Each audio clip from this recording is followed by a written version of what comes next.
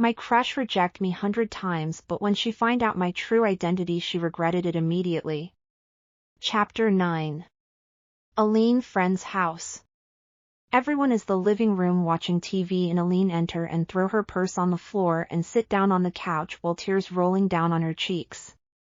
What is wrong? One of Aline's friends ask and sit beside Aline on the couch comforting her. I have made a huge mistake in my life by listening to you guys, Aline says while shed tears. What mistake are you talking about? One of Aline's friends questioned while comforting her.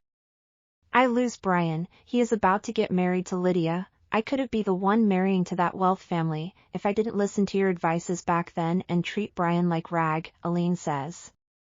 One of Aline's friends stand up and say, girl, don't pin this on anyone, you are an adult, no one forced you to disrespect him or even bully him for a whole year. Aline get furious and stood up and land her friend slap and say, this was all your plans, are you not the one, advice on what to do to him all the time, Aline says, and her friend turned to slap her back.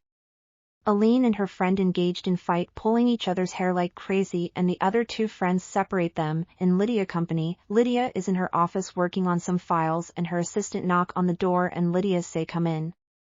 Ma'am, we have received 100 million contract from one of Ms. Anna's company, this is huge opportunity for your company, Lydia assistant says and hands the contract to Lydia her boss. Lydia glances at the contract and put it down and pick up her cell phone to call Brian, and her assistant say, this contract is from the boss himself, ma'am, you must be the luckiest person on earth for getting this contract. I heard there's many top companies working hard to get this contract. Lydia pause and say, what?